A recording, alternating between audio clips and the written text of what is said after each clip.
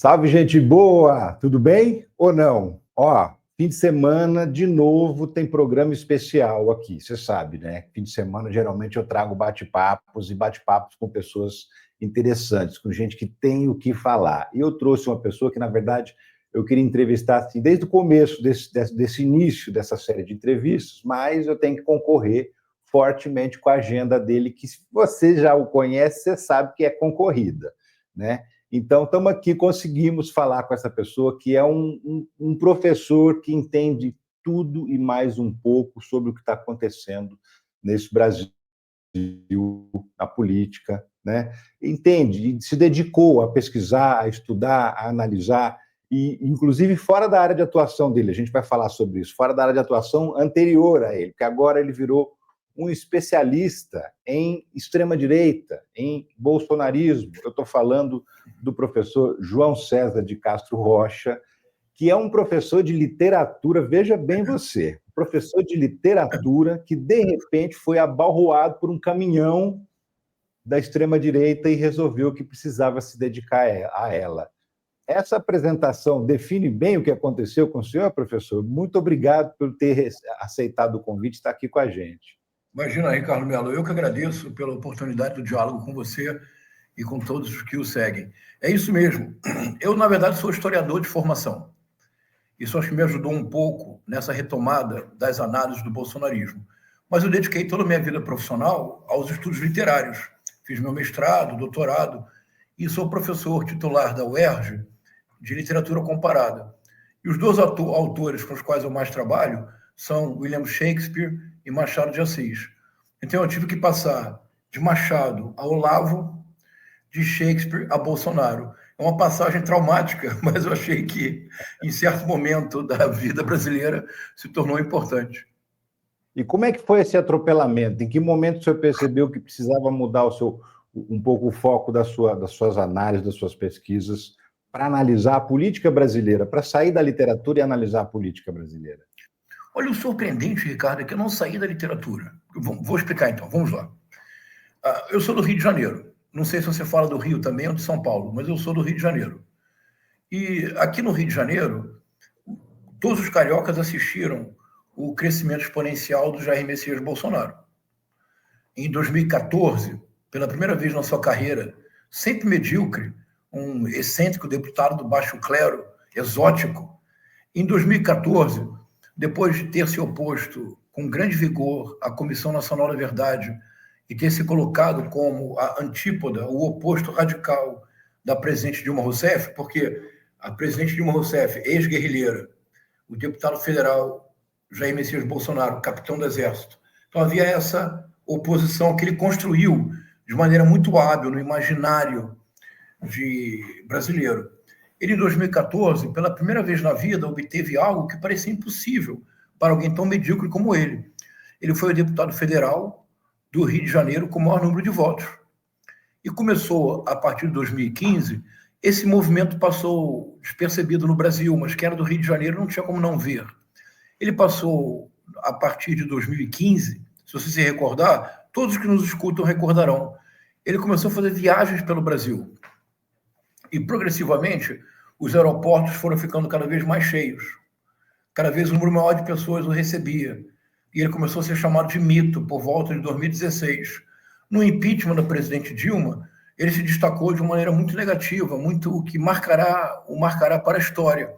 Ao proferir o seu voto, autorizando a abertura do processo de impeachment contra a presidente Dilma, ele dedicou o voto e homenageou um dos homens mais abjetos da história do Brasil, o torturador Carlos Alberto Brilhante Ustra. E esse crescimento foi cada vez mais exponencial. Então, em 2019, quando começou o governo Bolsonaro, quando o bolsonarismo tinha força total, eu assisti muitas pessoas, muitos colegas, abandonando redes sociais, como hoje acontece com o Trump. Há muitas pessoas saindo das redes sociais ou deixando de postar, pelo mesma coisa que aconteceu no Brasil em 2019. Então, eu comecei a me preocupar e comecei a prestar atenção nos discursos. E me dei conta que havia algo muito inquietante. Quando eu sou historiador de formação, Antes de me transferir para os estudos literários, eu trabalhei em arquivo, no CPDOC da Fundação Getúlio Vargas, no Instituto Histórico e Geográfico Brasileiro, no Arquivo Nacional. E eu tinha tido uma concentração no período da ditadura militar. E havia alguns documentos que eu havia lido na época que eu ainda militava como historiador e que me surpreenderam muito as estratégias discursivas similares. É aqui, Ricardo, que eu acho que eu não abandonei a literatura. Pelo contrário, foi a literatura que me permitiu compreender o bolsonarismo. Porque eu fiz algo que parece quase insano, mas eu decidi que eu precisava ler os documentos da época da ditadura militar, os discursos bolsonaristas e a obra do Olavo de Carvalho como se eu estivesse diante de um texto de William Shakespeare. Eu explico. Por isso não parecerá que eu enlouqueci de vez, não é? Eu explico. Em nenhuma circunstância eu estou dizendo que a qualidade literária é comparável. Óbvio que não. Eu estou dizendo que se eu sou capaz de ler com enorme cuidado e devoção uma complexa metáfora shakespeariana e sou capaz de entendê-la e sou capaz de comunicar o sentido dessa metáfora aos meus alunos, eu devo ser capaz de decifrar os livros do Olavo de Carvalho, de decifrar o discurso bolsonarista e mostrar no espaço público brasileiro qual é a lógica por trás daquele discurso. Porque quando nós escutamos os discursos do Bolsonaro, ou quando nós escutamos as teorias do Olavo de Carvalho, nós, do campo progressista, apenas escutamos o absurdo, de acordo? Sim. Por exemplo, o Olavo de Carvalho dizer que Theodor Adorno era o compositor dos Beatles, que a Pepsi Cola tem feto de bebês na sua fórmula, ou o Bolsonaro com seus discursos de que a verdadeira democracia é a ditadura, etc. Nós nos concentramos unicamente no absurdo lógico da exposição, não é isso? Como eu sou professor de literatura, eu tentei compreender o outro lado. Veja, nenhum de nós nega que o Olavo de Carvalho tornou-se um intelectual brasileiro de maior influência na história intelectual brasileira, de acordo? Não tem nenhum intelectual no Brasil. É difícil, mas é verdade. Eu considero o Olavo de Carvalho intelectual, da extrema-direita, mas um intelectual. A influência que o Olavo de Carvalho teve na formação de centenas de milhares de jovens, nenhum outro professor teve no Brasil. Ainda hoje, o debate público brasileiro é praticamente impossível, porque o que está em jogo é a retórica do ódio e a lógica da refutação desenvolvidas pelo Olavo de Carvalho. Podemos depois explicar o que se trata. Mas a influência do Olavo de Carvalho é uma coisa gigantesca. Então, a minha pergunta é, de igual modo, nenhum de nós nega que o Jair Messias Bolsonaro, de fato, venceu as eleições de 2018 com mais de 10 milhões de votos em cima do Fernando Haddad. Nenhum de nós nega que em 30 de outubro de 2022, depois de 4 anos desastrosos na presidência da República, que o Jair Messias Bolsonaro quase é reeleito. Nenhum de nós nega que ele, de fato, obteve 58 milhões de votos. De acordo, Ricardo? Sim. Desse ponto que eu parto. Então, o ponto que eu parto é o seguinte: não faz sentido que eu, como professor de literatura, apenas diga Jair Messias Bolsonaro fala mal e desconhece as regras elementares da língua portuguesa. Não faz sentido que, como professor de literatura, eu diga Olavo de Carvalho é um charlatão. Isso não faz sentido. Por quê? Porque o que importa compreender é como que eles conseguiram envolver milhões de pessoas na sua teia. Como eles conseguiram fazê-lo? Através do discurso. Então, quando eu digo que eu escuto os discursos do Olavo de Carvalho, que eu leio os livros do Jair Messias Bolsonaro e leio os livros do Olavo de Carvalho como se eu estivesse lendo um texto do Shakespeare, isso quer dizer que eu leio com absoluta seriedade e que eu não perco um minuto da minha vida para dizer não estou de acordo. Eu quero compreender como é que esse discurso foi articulado de uma forma tal que arrebatou milhões de pessoas no Brasil. Então, o meu ponto de partida é que foi diferente. E o meu ponto de partida, Ricardo, foi a literatura. Sim. Professor, o senhor tocou num ponto importante, que é justamente a gente não menosprezar esse pensamento diferente, né? Não menosprezar esse adversário, entre aspas, é muito importante. Reconhecer a importância e a força dele.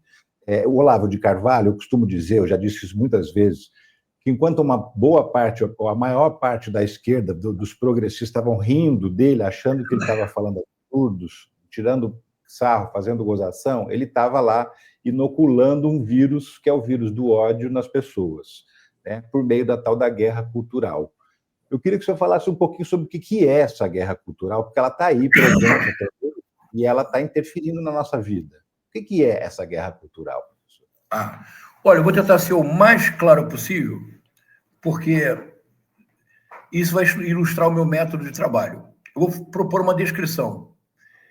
Se nem todos reconhecerem a descrição, eu falhei, não os outros. Então vamos lá. A guerra cultural é uma máquina de produzir narrativas polarizadoras que geram inimigos imaginários, que produzem pânico, cuja resposta é o ódio.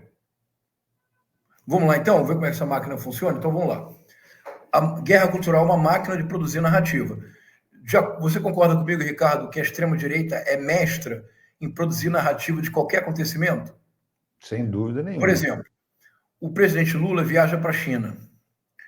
Traz da China acordos de bilhões de dólares para investimento em infraestrutura no Brasil. Qual é a manchete da extrema-direita? Janja interrompe Xi Jinping no jantar. De acordo? Agora, vamos lá. Janja fica calado no jantar. O que diz a extrema-direita? Janja ficou calado no jantar porque a separação com o presidente Lula é iminente. Janja não foi para a China. Crise no casamento. O governo vai cair porque Janja não foi para a China. Janja foi para a China e por algum motivo não esteve no jantar. Manchete narrativa da extrema-direita. Janja não foi para o jantar porque Xi Jinping pediu que ela não estivesse. Percebe, Ricardo? E se não tiver de qualquer maneira para falar, eles vão falar do preço do hotel que o Lula ficou. Isso. Imaginemos que o presidente Lula continuasse viúvo. Manchete: não seriam os bilhões de dólares trazidos para o Brasil para investimento em infraestrutura, que é o que mais nós precisamos. A manchete seria: presidente Lula hospeda-se no hotel mais caro de Beijing. A diária é $10 mil, por exemplo. Então, sim, a extrema-direita produz narrativa do nada. Não há nada, ela produz... Não há nada, a extrema-direita diz. Neste nada percebe-se o tudo do fracasso do governo, de acordo? Sim. Agora, há um tudo. A extrema-direita diz, deste tudo extrai-se o nada para a população. Ou seja, a extrema-direita produz narrativa o tempo todo. Isso todo mundo compreende, não compreende? Qual é o sentido da narrativa? O sentido da narrativa é radicalizar. Qual é o objetivo da radicalização? É criar um inimigo. Agora nós podemos recuperar a ideia de guerra cultural. Veja, Ricardo, é bem importante que os que nos escutam agora compreendam que o campo progressista nunca usou a expressão guerra cultural. O campo progressista se referia à disputa de hegemonia ou à luta ideológica. Em ambos os casos, hegemonia e luta ideológica, porque a palavra hegemonia, esse conceito criado pelo Antônio Gramsci, vem de uma palavra grega que quer dizer liderança. No disputa pela hegemonia, o que está implícito é que há muitas vozes em curso. É um concerto de vozes. E você procura conquistar corações e mentes para que a sua voz seja a voz adotada pela sociedade numa eleição. Na luta ideológica é a mesma coisa. Há polos, há partidos com ideias diversas que procuram convencer a sociedade de que a sua ideia é a melhor para o desenvolvimento, o progresso e a igualdade. Se você é de esquerda, você vai sugerir que a presença do Estado é fundamental para fomentar infraestrutura e para favorecer o desenvolvimento. Se você é de direita, e Ricardo, bem importante para a nossa audiência, é perfeitamente legítimo se você for de direita. Se você for de centro, se você for liberal, se você for conservador, não tem problema nenhum. É a sua posição, precisa ser respeitada. Eu pertenço à esquerda democrática. A minha tarefa é respeitar quem é de direita, quem é de centro, quem é liberal, quem é conservador, mas disputar o voto do eleitorado. Mas se eu sou de direita, eu diria que a melhor maneira de promover o desenvolvimento é reduzir o Estado ao mínimo e é dar absoluta força ao livre mercado. E nós precisamos convencer a sociedade das nossas posições. Isso é luta ideológica. Isso é disputa de hegemonia. Sem isso, não há política. Quando a de extrema-direita, isso é bem importante agora, Ricardo, quando a extrema-direita fala em guerra cultural, uma outra lógica entra em cena. Porque numa guerra, de maneira legítima, numa guerra, você não procura convencer o seu inimigo de que você está certo. Se você perder tempo tentando convencer o inimigo, você leva um tiro na cabeça e morre. Numa guerra, o que está em jogo é você e o inimigo. É a sua vida contra a morte dele. Numa guerra, legitimamente, você procura neutralizar o inimigo. É a linguagem militar para dizer eliminar. Quando a extrema-direita fala em guerra cultural, a extrema-direita deixa claro que a extrema-direita não está preocupada em desenvolver argumentos para convencer a sociedade. A extrema-direita está preocupada em gerar uma narrativa que cria inimigos imaginários, que produzem pânico social, cuja única resposta é o ódio. Fui claro? Sim. Vou ser mais claro ainda. Como é que o inimigo imaginário produz pânico social? Vou dar 2 exemplos que todos no Brasil vão reconhecer. Primeiro exemplo, o kit gay. O que é o kit gay? Em primeiro lugar, não existe kit gay, isto é, nunca existiu no Ministério da Educação um kit cuja finalidade era, de alguma forma, defender que as crianças se tornassem gays. Isto nunca existiu. Como é que surgiu essa história de kit gay? Porque o Ministério da Educação, junto com o Ministério da Saúde, desenvolveu um programa de educação sexual, e nesse programa de educação sexual, chamava-se a atenção para a necessidade de respeitar a diversidade. Porque não tem nada a ver com kit gay o reconhecimento concreto de que não existe apenas na sociedade heterossexuais. Há pessoas homoafetivas. Isso é um reconhecimento elementar. Desde que o mundo é mundo, nunca houve apenas heterossexuais. Educação sexual é apenas isso, é reconhecimento da diversidade. Não é estimular nem ideologia, nem troca de gênero, nem que todos se tornem bissexuais. Isso é uma maluquice. Isso nunca existiu. Quando é que começou a história do kit gay? Você sabe, Ricardo? Eu lembro marcante para mim um episódio do Jornal Nacional, mas isso já é história anterior, né? 2018, quando ele leva um livro e diz que faz parte do kit gay.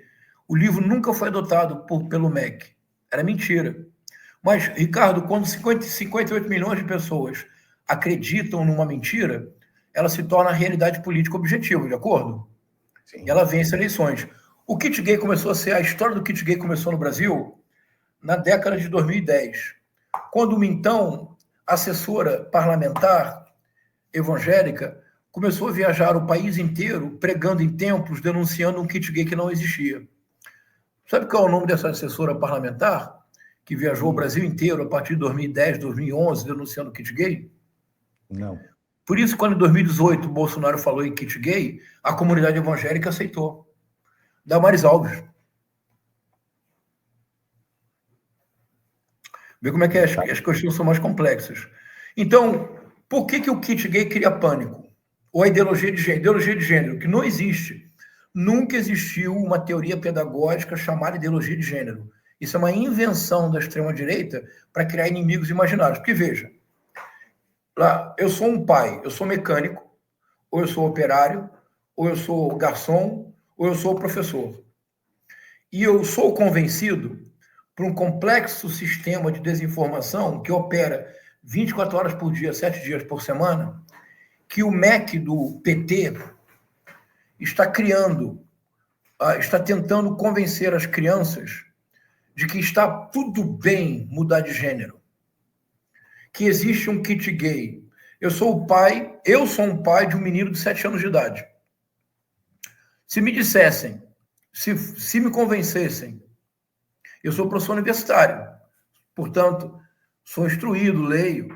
Se me convencessem de que hoje existe um projeto nacional para estimular que meu filho trocasse de gênero, eu ia dizer, não, mas de jeito nenhum, eu não aceito, eu que é isso. Deixa as coisas acontecerem como tem que acontecer. Não vamos programar. Você faria o mesmo com seu filho, não faria, Ricardo? Com certeza, é uma ingerência que você não vai aceitar na sua família. É isso. Então, você cria um inimigo imaginário, kit gay, ideologia de gênero. Não existem na realidade. Você convence as pessoas que existe tal ideologia e que este kit está sendo utilizado nas escolas. Você gera pânico? Total. Qual é a resposta usual que nós damos ao pânico? É o ódio. Repulsa, ódio. Repulsa, ódio, é isso. Percebeu qual é a máquina da guerra cultural? Você produz narrativas radicalizadoras, inventa um inimigo imaginário. Esse inimigo imaginário produz um pânico naquilo que é mais caro na sua vida. Por que a extrema-direita insiste o tempo todo na pauta de costumes? Porque, Ricardo, a pauta de costumes nos toca no que nos é mais caro, a nossa família. Eu, por exemplo, sou apaixonado pelo meu filho. Se me disserem que meu filho está correndo risco, eu abandono essa entrevista agora, corro para onde for, mato ou morro, mas o meu filho eu salvo. Sim. Como eu, você. Como eu e você, os que nos escutam agora. Então, se existe uma máquina de desinformação que convence as pessoas que a sua família está em risco, o ódio é a consequência necessária. Mas a extrema-direita faz isso no mundo inteiro, Ricardo. E ela faz isso no mundo inteiro com uma inteligência que é uma coisa extraordinária, porque ela lança a mão do mais poderoso meio de comunicação jamais inventado pelo Homo sapiens, o meio de comunicação que permite que nós agora estejamos conversando aqui e que no final de semana as pessoas assistam e que possam assistir ou não a qualquer hora do momento que desejem, que é o universo digital. A extrema-direita tem uma relação umbilical com as redes sociais e com o universo digital. E tem um domínio da retórica do ódio que é muito assustador. Isso é que eu tentei compreender. E por que eu tentei compreender? Porque eu me dei conta que todas as pessoas diziam assim: o bolsonarismo não existe. Isso vai acabar logo. Não, essa extrema-direita não se sustenta. E eu comecei a me dar conta de que o discurso, isso que agora eu sou capaz de definir, espero, que de maneira muito clara, o que é a guerra cultural. Vou repetir a definição, agora vai ficar cristalina. É uma máquina de produzir narrativas radicalizadoras, que produzem inimigos imaginários, que geram pânico social, cuja resposta é o ódio. Agora está tudo claro, não está, Ricardo? Sim, total. Mas para eu compreender isso, eu tive muito trabalho. Eu tive que passar horas da minha vida. Agora, veja, a dívida que você tem comigo, que o espaço público tem comigo, é impagável. Eu tive que passar horas da minha vida escutando toda a programação da Rádio Jovem Pan, escutando horas da minha vida Paulo Figueiredo Filho, Adrilho Jorge, Fábio Coppola, Caio Coppola, Ed Caterva. Eu tive que ler vários livros do Olavo de Carvalho 2, 3 vezes, minuciosamente. Eu tive que reler a Lei de Segurança Nacional de 1969. Eu tive que ler o Orville de 1000 páginas 2 vezes. Ou seja, eu tive muito trabalho para hoje ser capaz de sintetizar a guerra cultural. E qual é a consequência da guerra cultural? É tornar o debate impossível. Você hoje tenta dialogar com um bolsonarista e, olha, eu dialogo com qualquer pessoa. Se me convidarem para um podcast bolsonarista, eu vou. Eu sei que vão me xingar, vão fazer 1000 cortes dizendo: humilhamos o professor, arrasamos o professor morreu, tá ótimo. Mas eu vou. Sabe por que eu vou, Ricardo? Porque a esperança que eu tenho é que um bolsonarista que me escute talvez mude de opinião. Já tá bom. É porque, qual é a necessidade? Por que o debate ficou impossível? Por certas estratégias discursivas criadas pelo Olavo de Carvalho, porque, veja, coisa importante. Me interrompa, tá, Ricardo? Senão eu sou professor, eu falo muito. Veja uma coisa importante. Em 2005, o Olavo de Carvalho vai para os Estados Unidos. Em 2006, ele cria um programa de rádio, transmitido pelo YouTube, The True Outspeak. Desnecessário dizer que eu escutei horas e horas e horas desse programa. Você vai virar santo quando morrer, professor. Não é? O meu lugar no céu está garantido, né? Está garantido, com certeza. No ano seguinte, 2007, ele criou o COF, que eu brinco dizendo que é o COF, que é o curso online de filosofia. Até 2018, este homem reinou sozinho na internet brasileira. Sabe por quê? Porque nós considerávamos a internet algo menor, Nós considerávamos esse público um público... e nós não levávamos a sério o Olavo de Carvalho. Consequência, ele dispôs de aproximadamente uma década inteira para pontificar sozinho, sem nenhuma resistência, sem nenhuma réplica. Consequência, durante 10 anos, ele produziu uma lavagem cerebral cujos efeitos vão continuar durante muito tempo neste país. Você vai conversar com um bolsonarista. O problema não é que ele não tem argumentos, é que ele tem argumentos demais, embora sejam todos falsos. Mas essa falsidade toda reunida produz um todo coerente. Um todo coerente que, uma vez que você aceita a premissa básica, que é falsa, você não consegue mais se deslindar desse todo coerente. É isso. É uma estrutura discursiva compacta, toda falsa, mas é uma falsidade que, reunida, torna-se coerente. E você tem um bolsonarista diante de você. Professor, eu tenho uma impressão também que é o seguinte: o ser humano ele só evolui no erro, quando ele descobre que determinado pensamento, determinada consideração estava errada, né? Então, eu acredito que vacina não faz bem até o momento em que a ciência comprova que faz. A partir dali eu penso, poxa, estava equivocado, mudei meu pensamento daqui para frente, né? A extrema-direita, ela opera muito naquele reforço também, o reforço das suas ideias erradas, preconceitos errados, é aquela coisa de você não ter que lidar com o erro, porque não é uma coisa confortável descobrir que você está equivocado a respeito de alguma coisa, nunca é, né? E a extrema-direita trabalha, olha, isso que estão falando que é preconceito da sua parte, não é preconceito não, é mimimi deles, você está certo, né? Trabalha na ideia de quase que mimar a pessoa ao dizer que tudo que ela pensa de errado está certo. E isso cria um ambiente de pertencimento. O senhor concorda com essa avaliação? Totalmente. É o famoso viés de confirmação, totalmente. Isso que você falou agora é muito importante, Ricardo. Vamos ver como é que isso funciona na prática? Assim, concretamente, para a sua audiência ter isso de maneira bem marcada. Em 2018, de novo, sejamos intelectualmente honestos sempre, Ricardo, sempre. Por exemplo, é importante reconhecer que a extrema-direita é mestra na retórica do ódio. Estou um pouco gripado. Nem adianta nós tentarmos competir com eles, nós vamos perder de 7-1 sempre. Sejamos humildes.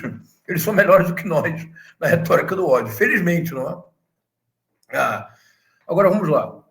Em 2018, eu vou fazer aqui uma proposta ousada. Vejam se você concorda.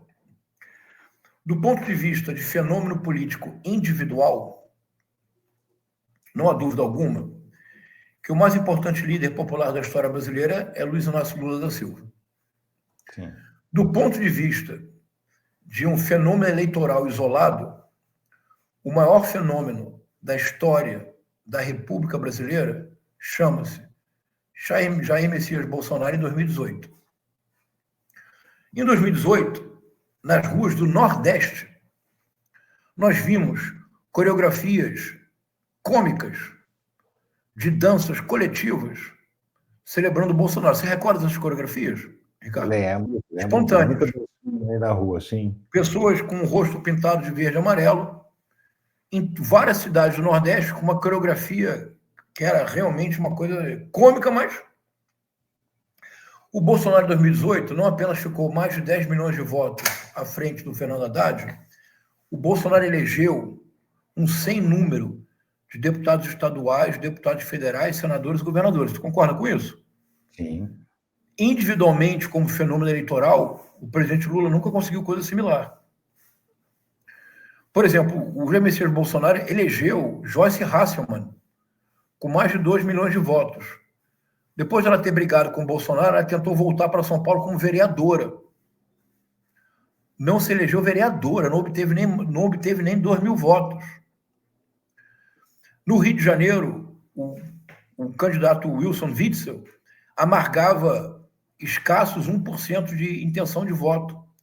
No debate final, foi massacrado pelo senador Romário, que era candidato a governo.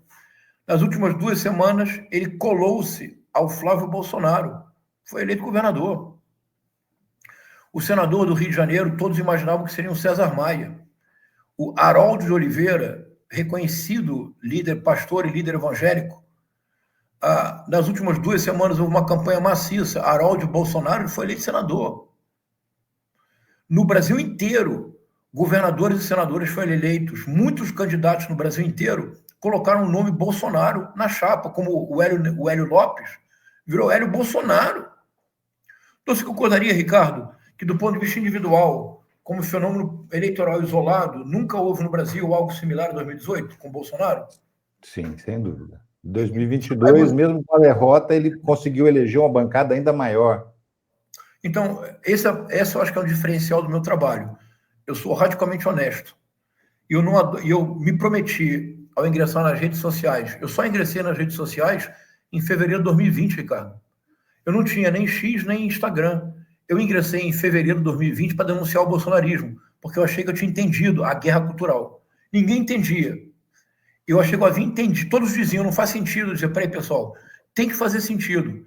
Porque se atrai e conquista a fidelidade de 58 milhões de pessoas, tem que fazer sentido. Então, vamos lá. O que aconteceu em 2018? Veja bem, é o viés de confirmação. O clã Bolsonaro, e ao que parece, sobretudo Carlos Bolsonaro, o clã Bolsonaro trouxe para o Brasil uma estratégia eleitoral muito recente, que havia sido aperfeiçoada 2 anos antes pela Cambridge Analytica, uma firma de consultoria política na Inglaterra que tinha como um dos fundadores o Steve Bannon. Qual era a lógica da Cambridge Analytica, que continua hoje sendo uma maldição para a vida política no mundo inteiro? É o seguinte: nós sempre fizemos políticas para o cidadão e para a cidadã, não é isso? Sim. Não, não é não. Para o Jair Renan, são para os cidadãos, não é isso? Para o Jair Renan, nós fazemos política para os cidadãos e para as cidadãs, não é? Mas sempre fizemos política para cidadãos e cidadãs, para a cidadania. Quando nós falamos em cidadania, nós falamos num todo. Então, por exemplo, Juscelino Kubitschek propôs 50 anos em 5. Ele não está propondo para o militar, para o evangélico, para o católico, para o gay, para o heterossexual. Ele está propondo para o conjunto da cidadania. Em 5 anos, recuperar o atraso, desenvolvendo 50. O Jânio Quadros pode propor varre, vassourinha, isto é, a corrupção seria o grande problema nacional. É a corrupção que impediria o desenvolvimento. Se fizermos um salto no tempo, o presidente Lula propôs incluir o pobre no orçamento. É uma proposta para a cidadania. A presidente Dilma Rousseff, no seu segundo mandato, pátria educadora. Não é a pátria educadora para o militar, o engenheiro, o juiz, o pedreiro, o operário, a dona de casa. Não, é enfermeira, a professora, é para todos.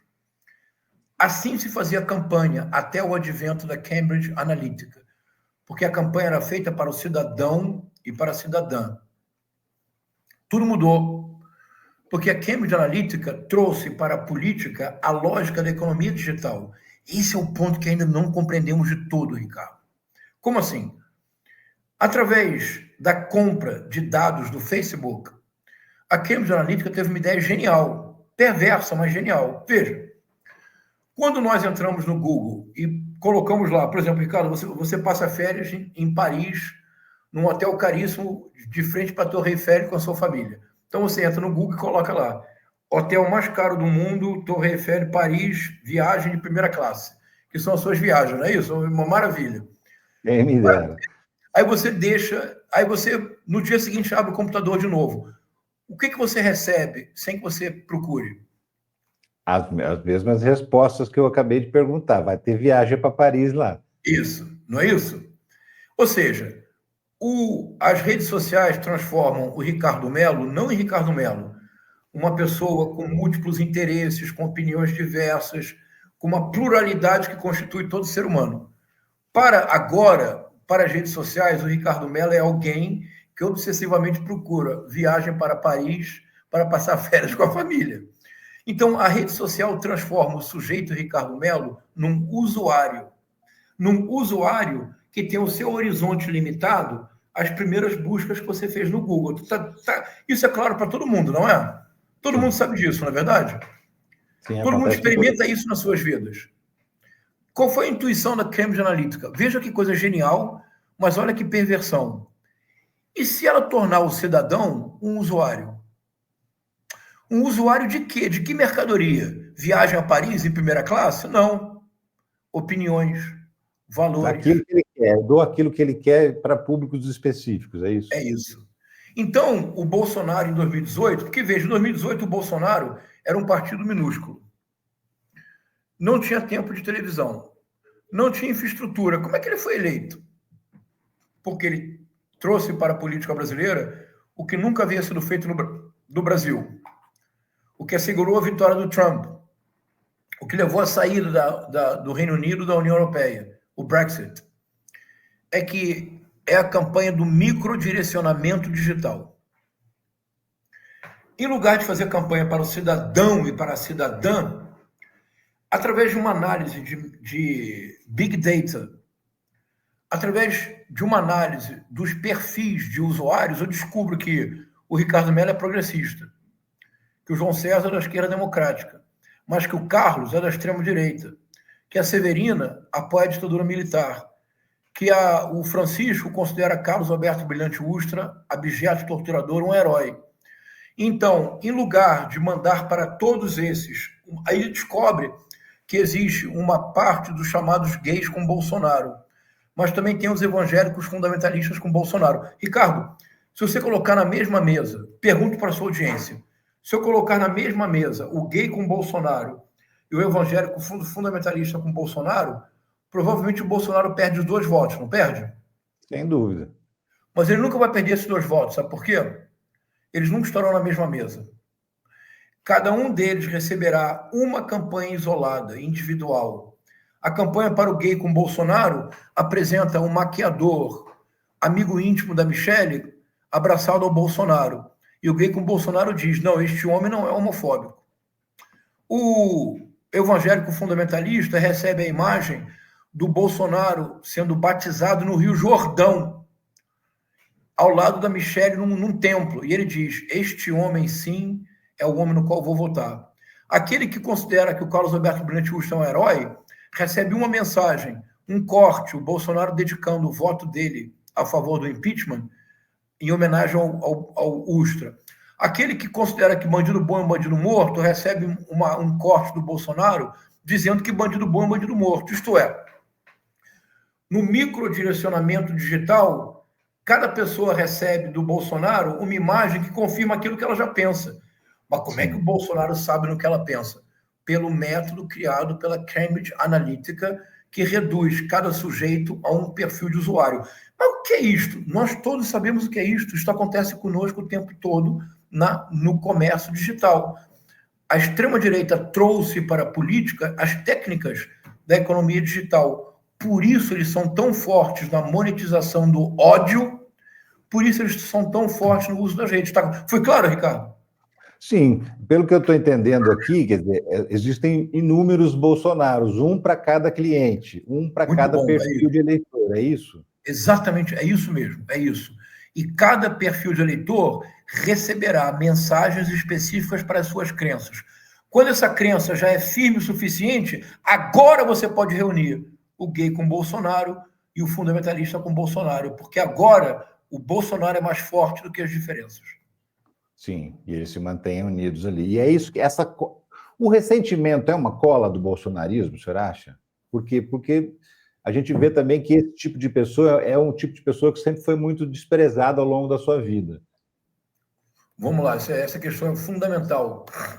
Eu vou aqui mais uma vez, vai ficar clara a maneira como eu procuro trabalhar. Sim, mas com cuidado. Os ressentidos têm todo o direito do mundo de terem seu ressentimento. Vamos ver se de maneira mais concreta? Vamos lá. A extrema-direita não teria avançado tanto quanto avançou sem a crise de 2008. Assim como o nazifascismo, na década de 1930, não teria avançado tanto quanto avançou sem a crise da Bolsa, o famoso crash da Bolsa de Nova York em 1929. Por quê? Vamos lá. 2008. Especulação imobiliária, bolha imobiliária e especulação financeira. Uma ameaça de ruptura sistêmica do sistema bancário em todo o mundo, não é isso? Sim. Barack Obama assume o governo, consegue resolver a crise, ou pelo menos diminuir os seus efeitos. Como? Os Estados Unidos e toda a União Europeia investem no sistema bancário e financeiro trilhões de dólares, porque havia o risco de um efeito dominó. Se um banco quebra, quebra o outro, quebra o outro, quebra o outro, quebra o outro, o sistema financeiro internacional quebraria. Colapso mundial. Então, eu compreendo que os estados norte-americanos e europeus tenham investido trilhões de dólares para cobrir buraco, roubo feito pelos bancos. É isso que aconteceu.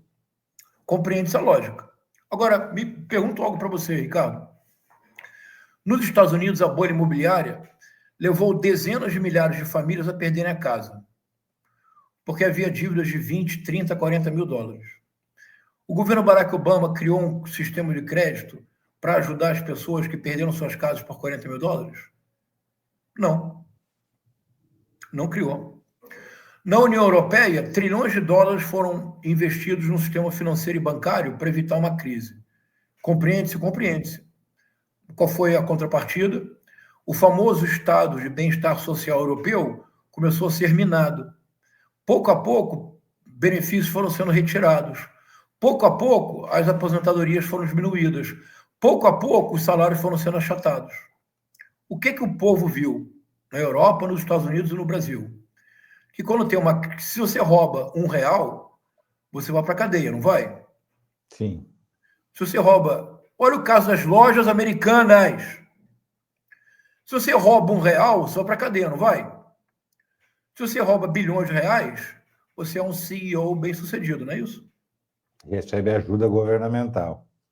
Então, o criar essa imagem de que o governo atrapalha. Então, mas vamos lá. Os ressentidos que votaram na extrema-direita tiveram razões objetivas para fazê-lo? Tiveram. Razões objetivas. Como é que você faz, na verdade, para acabar de vez? Não. Como é que você faz, na verdade, para tornar a extrema-direita? Porque a extrema-direita sempre existiu, mas era residual. Era aqueles radicais que ninguém... Era o tio do pavê, era o tio do churrasco, ninguém levava a sério. Agora eles chegaram ao poder. Como é que você faz para que eles voltem a ser o tio do churrasco? Assim, olha, você enfrenta os banqueiros, você taxa dividendos, você taxa os super ricos, você torna o SUS ainda mais eficiente, você melhora a educação pública, você dá aumento real para salário mínimo, você cria políticas reais de transformação social, porque num cenário deste, a extrema-direita não viceja. Então, a extrema-direita vicejou, floresceu no ressentimento, não porque as pessoas são ressentidas. Não. As pessoas que se sentem ressentidas com o sistema têm razão para sê-lo. Veja, vamos lá, Ricardo. Eu sou o professor titular da UERJ. Não reclamo da vida, sobretudo porque eu faço o que eu amo. E passar a sua vida inteira cumprindo a sua vocação, eu me considero mais rico que o Elon Musk. Porque a minha vida inteira é dedicada ao que eu estou fazendo agora com você. É a minha vocação. É tentar entender as coisas e tentar transmitir da maneira mais clara possível. É ler Shakespeare, é ler Carolina Maria de Jesus, é ler Machado de Assis, é ler Conceição Evaristo, é ler Itamar Vieira Júnior, é ler James Joyce. Olha, que vida boa, não é, Ricardo? É uma vida boa, né? É escrever, é pensar, é tentar ajudar os outros. Eu sou rico. Eu sou mais rico que o Elon Musk. Eu disponho do meu tempo, eu posso passar aqui 1 hora conversando com você, faço de maneira voluntária, não cobro nada de ninguém, eu converso pelo prazer de tentar esclarecer a opinião pública e de aprender com os outros. É uma vida boa, não é? Ótimo. Sem dúvida. Quando eu recebo meu salário, 27% do meu imposto está retido na fonte. Vai direto para a Receita Federal. Eu ainda pago mais porque eu pago uma porcentagem para o Instituto de Saúde do Rio de Janeiro. De 30% a 35% do meu salário ficam retidos na fonte. Agora, vamos lá. Quanto que os bancos pagam de imposto pelos dividendos que recebem? Zero. Quanto que os super ricos pagam de imposto? 1,5%. Imposto de transmissão de herança nos Estados Unidos. Sabe quanto é, Ricardo? Pode chegar a 40%, pode chegar a 50%. Sabe qual é o imposto de transmissão de herança no Brasil? 4%. Qual é a razão pela qual um juiz ganha 10 vezes mais do que eu ganho? Eu tenho 2 doutorados, um feito em Stanford, tenho 15 livros publicados, editei mais de 30 volumes, meu trabalho está publicado em 6 idiomas. Alemão, mandarim, espanhol, inglês, italiano e francês. Meu trabalho. O meu salário, perto de um juiz, eu sou pobre, embora me considere rico, porque pelo que eu falei. Por que um juiz ganha 10 vezes mais do que eu ganho? Percebe o que eu estou dizendo, Ricardo? Mesmo uma pessoa como eu, que eu não reclamo da vida, eu me considero feliz porque eu faço o que eu amo. É raro isso no mundo de hoje. Mas eu tenho um ressentimento. Eu digo, por que eu pago tanto imposto? Se essas pessoas não pagam nenhum. Agora, imagina se eu trabalhasse na escala 6x1. Aliás, eu já trabalhei na escala 6x1. Imagina se eu trabalhasse hoje na escala 6x1. Imagina se hoje eu recebesse um salário mínimo e meio, tendo 2 filhos. O ressentimento é real e palpável. Ele não é apenas uma ficção inventada pelos... A extrema-direita inventou o ressentimento. A extrema-direita instrumentalizou o ressentimento. O que nós precisamos? De mudanças reais neste país. O dia que nós tivermos mudanças reais neste país, a extrema-direita volta a ser o tiro do pavê. E a esquerda, os governos progressistas, meio que se transformaram em sinônimos do sistema, uma vez que já faz tempo, né, que esses governos, desde 2002, praticamente, teve um intervalo Temer, Bolsonaro, mas, independentemente disso, foram 14 anos de governos progressistas. Isso coloca diante do cidadão brasileiro como sendo o sistema é esse? Coloca assim. Essa questão é muito importante, Ricardo. Bom que você tenha tocado nisso. Veja, a razão do avanço incrível da extrema-direita no Brasil há um fator geracional que nós nem sempre consideramos. Vamos lá. Para quem nasceu, qualquer pessoa que tenha nascido a partir, imaginemos que eu não que eu sou velhinho, eu nasci em 65, tenho 60 anos. Imaginemos que eu tivesse nascido em 95, imaginemos. Com 7 anos de idade, ainda sem consciência das coisas, mas o presidente Lula tornou-se, pela primeira vez, presidente do Brasil. Em 2006, eu tenho 11 anos de idade. Já tenho mais consciência das coisas, já acompanho. Ele é reeleito. Em 2010, a sucessora é feita por ele. A vitória da Dilma em 2010 não é da presidente Dilma, com todo respeito. É do presidente Lula. Eu agora tenho 15 anos. Em 2014, até então, a mais acirrada eleição. Eu tenho 19 anos. 6 anos de intervalo. O presidente Lula retorna ao poder. Isto é, da minha vida adulta, a maior parte dela, o PT é sinônimo de poder. Quando, então, o Olavo de Carvalho dizia que a esquerda tem hegemonia no Brasil, tem mesmo. O fato concreto de que o PT no poder, no máximo, foi um partido de centro-esquerda, não vai entrar em consideração. Isso quer dizer que nas últimas 6 eleições presidenciais, por méritos do Partido dos Trabalhadores, o Partido dos Trabalhadores venceu 5 eleições. Há um bônus, o mérito do partido de ter vencido. É o maior partido de esquerda do Ocidente. Nenhum outro venceu 5 em 6 eleições. Na eleição que perdeu, com seu líder maior na prisão, o Fernando Haddad chegou ao segundo turno. É extraordinário. De 2002 a 2025, já se passaram 23 anos. Desses 23 anos, o PT esteve no poder 17. Hoje, ainda no Brasil, há uma grande porcentagem de casas que não têm instalações sanitárias básicas. Hoje, no Brasil, dividendos ainda não são taxados. Estamos no 5º governo do PT. Os super ricos não pagam imposto.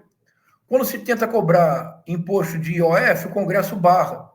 O Congresso barra e oferece como alternativa cortar o BPC, o Bolsa Família e investimento em saúde e educação. É um prato cheio para a extrema-direita, Ricardo. Então, a minha esperança é que agora, nesse final de governo, que haja uma compreensão de que para derrotar a extrema-direita, nós não vamos derrotar no discurso. No discurso, eles nos vencem. No discurso, a extrema-direita vence, porque a extrema-direita tem uma relação umbilical com o universo digital, a extrema-direita não tem limites éticos para disseminar desinformação.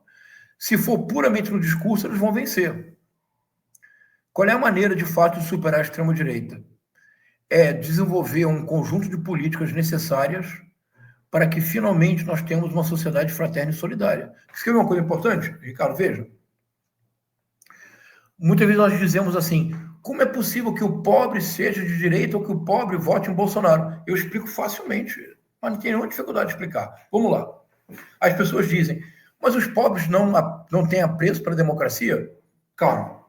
Eu proponho que essa discussão só avança se nós realizarmos uma distinção entre democracia, que eu proponho chamar de formal. O que é democracia formal? Eleições livres e democráticas, segurança das urnas, respeito ao resultado das urnas, livre organização partidária, liberdade de expressão. Isso é importante? É fundamental.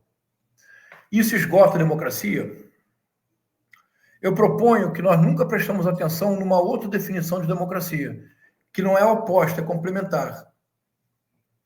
Democracia enquanto acesso a direitos. Eu e você, Ricardo, temos acesso a direitos. Bem ou mal, nós pagamos plano de saúde. Bem ou mal, nós moramos em lugares seguros. Bem ou mal, nós todo ano declaramos nosso imposto de renda, temos restituição ou não, mas não temos problema. Bem ou mal, nós temos nossas casas próprias. Bem ou mal, nós pagamos nossas contas. Democracia, bem ou mal, nós não somos parados na rua violentamente por policiais. Bem ou mal, nós nunca levamos tapa na cara em batida policial numa noite. De acordo, Ricardo? Sim. Bem ou mal, nós não temos que passar de 5 a 6 horas por dia num transporte público caro e ineficiente e sem nenhum respeito ao cidadão. E se você é mulher, é pior ainda. Nós sabemos o que acontece com as mulheres no metrô cheio, no trem cheio, no ônibus cheio. Bem ou mal, nós não moramos numa comunidade ou numa favela dominada pela milícia ou pelo narcotráfico. Nós não temos que ter medo se os nossos filhos serão atraídos pelo narcotráfico. Se nós temos uma filha que seja bonita e jovem, nós não precisamos ter medo de que o miliciano-chefe se interesse por ela. De acordo, Ricardo? Concretamente falando? Sim. Então, o que dizer da fundamental noção da democracia enquanto acesso a direitos? Já são 5 governos do PT. Há muitos direitos que a maior parte da população brasileira não tem acesso, de acordo? Sim. É aí que a extrema-direita cresce.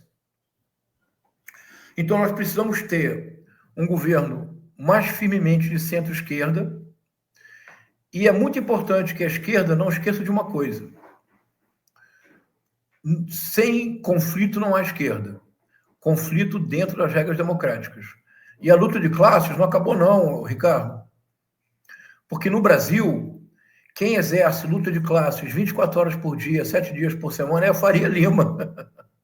Do lado de lá tem o tempo todo essa disputa. É a elite que não permite que se cobre IOF. É a elite que não aceita que o pobre entre no orçamento. Luta de classes só acabou para certa esquerda muito moderninha. Porque para o mundo real, a luta de classes continua firme e forte. Então, nós temos que pensar que a extrema-direita cresce porque a democracia, enquanto acesso a direitos, de fato não teve a sua base realmente ampliada. Veja, olha, anote o que eu estou dizendo. No momento em que a base da democracia, enquanto acesso a direitos, for realmente ampliada no Brasil, a extrema-direita volta a ser o tio do churrasco.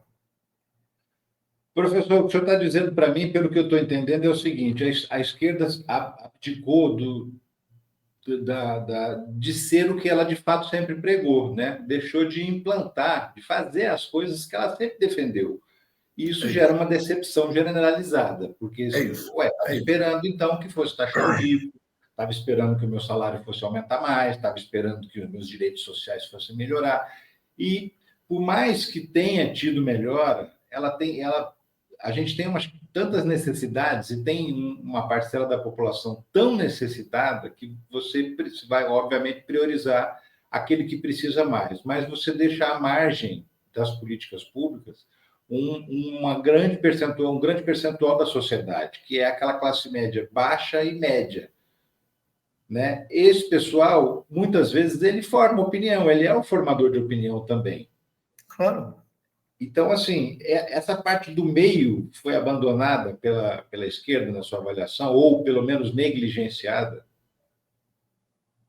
É isso mesmo, Ricardo. Veja, é isso mesmo. Essa é uma constante na história do Brasil. Na República Velha, a que vai de 1889 a 1930, não havia sequer possibilidade de cogitar a questão social.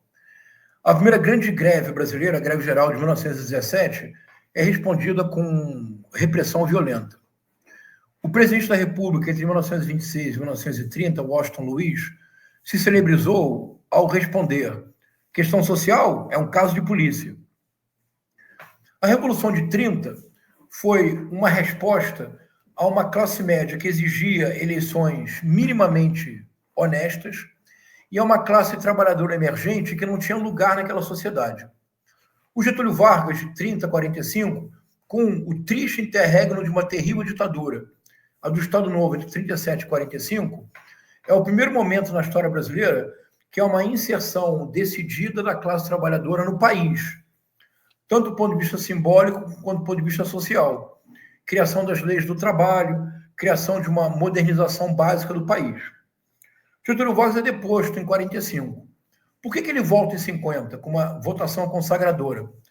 Porque o povo tinha lembrança concreta de que quando foi instituído o salário mínimo, quando a consolidação das leis do trabalho surgiu, quando apareceu pela primeira vez no Brasil uma justiça trabalhista, a justiça do trabalho, que foi dizimada pelo Michel Temer, e hoje quase não existe mais comparado ao que era. Quando criou-se o SESC, o SENAC e o SESI, quando houve políticas de educação, saúde e lazer, quando pela primeira vez o trabalhador foi considerado cidadão brasileiro, foi no governo Getúlio Vargas. Ele volta em 50. Ele volta em 50 porque havia uma ideologia de que ele era o pai dos pobres? Não, porque as pessoas comeram melhor, tinham mais dinheiro, tinham lazer, se viram pela primeira vez representadas como cidadão. O mesmo peronismo na Argentina. Houve um varguismo sem Vargas, há um peronismo sem Perón. Por quê? Porque entre 1946 e 1955, até ser deposto, nesses 9 anos, o Perón criou na Argentina mais escolas públicas, mais creches, mais centros de lazer, mais hospitais, mais atendimentos para o trabalhador argentino do que em toda a história da América Latina reunida.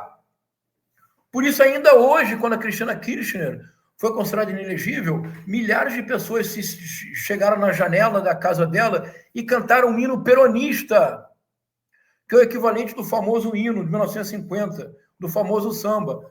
Põe o retrato do velho no lugar, põe o retrato do velho outra vez no lugar, que era o Getúlio Vargas. Por que o Lula foi reeleito em 2022, voltou em 2022? Porque ele é carismático? Carisma por carisma, o de Bolsonaro é incomparável. Sejamos honestos intelectualmente. Porque entre 2002 e 2010, o salário mínimo teve um crescimento de 75% de real. Talvez o número não seja, pode ser 73%, mais de 70% de aumento real do salário mínimo. Só quem fez algo similar foi o João Goulart, no governo do Vargas, em 51, quando, como ministro do Trabalho, deu aumento de 100% do salário mínimo. Ele perdeu o cargo, mas o aumento foi mantido. Por isso, João Goulart foi eleito vice-presidente com o Juscelino Kubitschek e vice-presidente com o Jânio Quadros. Na época, a eleição para presidente e vice-presidente eram desvinculadas. O João Goulart foi eleito vice-presidente 2 vezes. Por quê? Porque deu aumento de 100% do salário mínimo. Por que o Lula volta? Porque em 2002 e 2010 houve o maior processo de inclusão social de 500 anos da história do Brasil. Por isso o Haddad foi eleito prefeito em 2012, por isso a Dilma foi eleita presidente em 2010. Porque ele criou 14 universidades federais, porque ele ampliou em dezenas de milhares de vagas na universidade, porque o crédito para a população mais vulnerável teve uma expansão inédita na história do Brasil. E por que isso foi possível?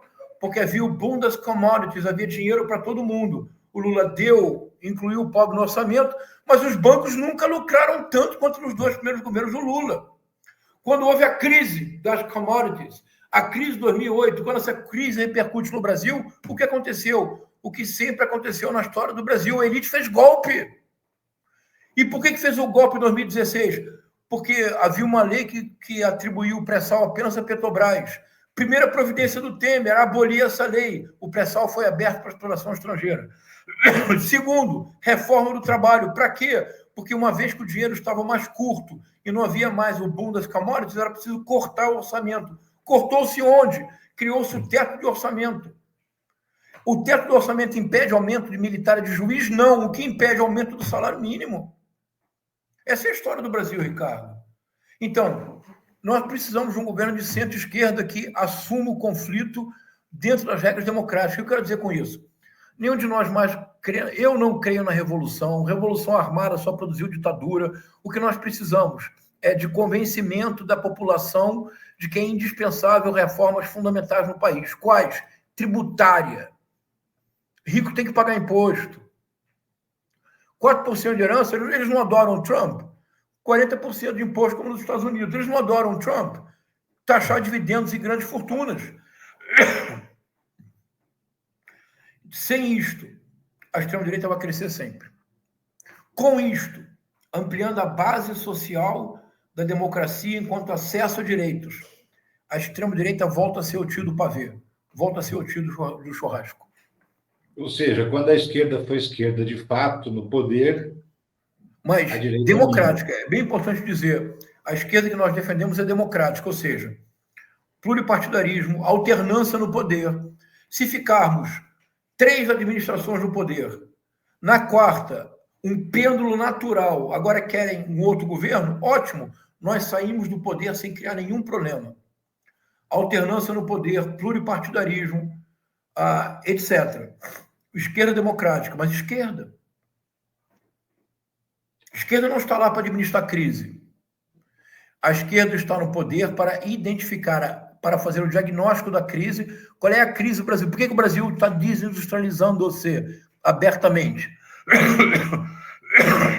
Porque o Brasil é vítima do rentismo. Como assim? Veja, há 3 anos, olha a luta de classes, há 3 anos, os analistas do mercado, que ganham fortunas, erram. Eles sempre jogam o PIB para baixo e a inflação para cima. Há 3 anos eles erram. Perderam o emprego, Ricardo? Não. Não. Acho que essa é a profissão que você pode errar sistematicamente e você não é punido. Mas não é erro, é projeto. Porque se eu crio a mentalidade de que o PIB será baixo e a inflação será alta, qual é a única forma de controlar a hiperinflação? Juros altos. Para a sua audiência saber, a cada 0,5% de juros da taxa Selic que baixam, se baixar 0,5%, sabe quanto o governo economiza? 21 bilhões de reais. Como assim? Porque a dívida pública, os juros da dívida pública são pagos de acordo com a taxa Selic. São uma das razões pelas quais houve o golpe contra Dilma? Porque ela baixou radicalmente a taxa Selic. 1% da taxa Selic que baixa são 42 bilhões de reais que o governo gasta para investimento social. Agora, se a taxa Selic não baixar, para onde vão os 42 bilhões de reais? Para o banco. É isso. É isso. Professor, você citou agora Trump e eu queria falar sobre isso, porque assim, a gente viveu um período de 2022, um golpe que em muito não aconteceu em razão da falta de apoio dos Estados Unidos, né, naquela ocasião. E agora, inclusive, tem apurações sendo divulgadas na imprensa dizendo o seguinte, que não vai ter acordo mesmo com o governo Trump, porque a intenção é subjugar o Brasil, a intenção não é negociar nada na economia, e ele sabe que o Brasil não vai negociar a sua soberania do ponto de vista dos processos judiciais de Bolsonaro, e que o objetivo seria, de fato, romper e tensionando cada vez mais as relações, até romper definitivamente com o Brasil durante esse período do Donald Trump. Por quê? Porque ele quer um governo alinhado. Ele não quer fazer acordo com o Lula, ele quer o Lula fora, né? Essa mudança, levando-se em consideração que a gente tem um Congresso Nacional extremamente reacionário, levando-se em consideração que os militares brasileiros não ajudaram a dar o golpe, mas isso não significa que eles não quisessem, tivesse alguma vontade. Significa que não tinha condição. Essa condição agora que aparece do apoio dos Estados Unidos pode complicar o cenário para 2026? Muito, muito. Eu acho que você faria um grande favor ao debate público brasileiro, Ricardo, se você gravar vídeos recordando para a sua audiência o que foi a campanha da legalidade em 1961. Vamos recordar um pouquinho? Em agosto de 61, o Jânio Quadros renunciou. Numa sexta-feira. Estrategicamente, quando o João Goulart voltava de uma viagem à China, estava em Singapura. Ele renunciou numa sexta-feira porque ele supunha que a renúncia não seria aceita e que no final de semana o povo estaria escandalizado com a renúncia e ele dizia: forças ocultas terríveis se levantam contra mim, levantam-se contra mim.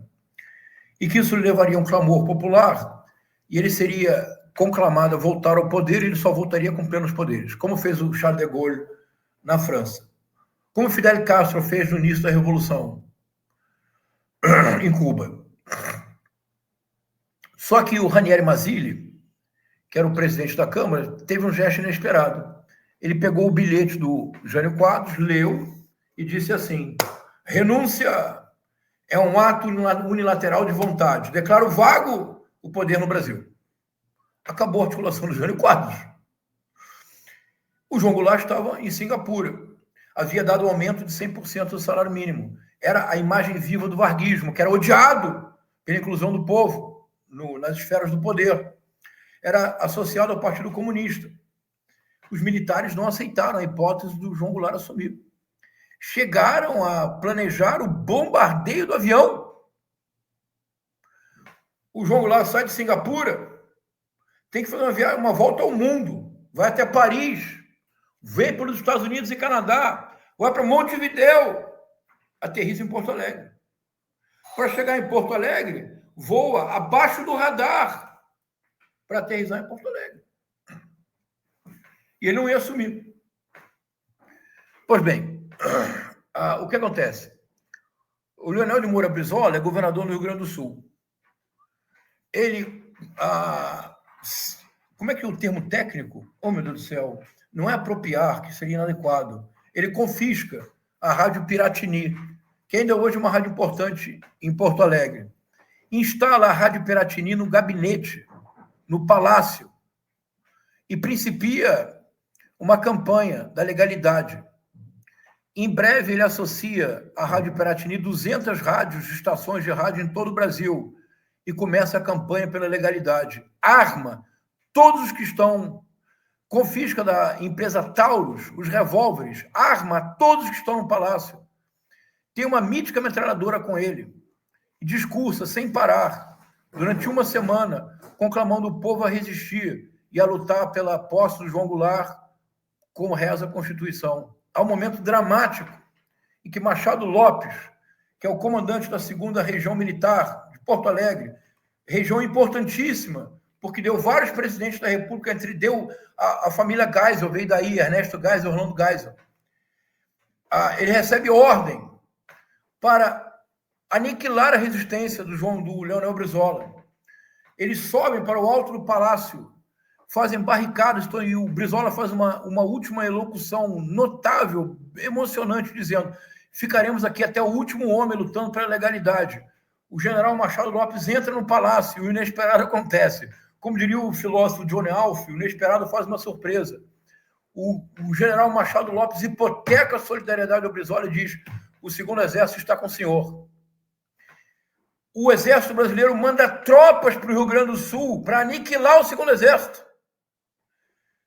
Costura-se um acordo, enquanto o João Goulart está no ar, voando.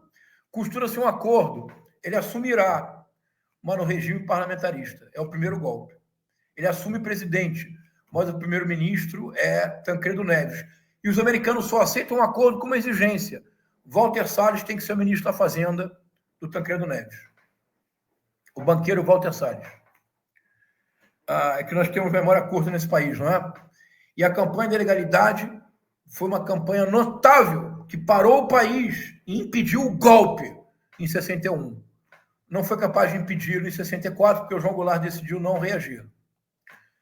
Por que estou dizendo isso, Ricardo? Por que você deve gravar vários programas dizendo para a sua audiência o que foi a campanha de legalidade?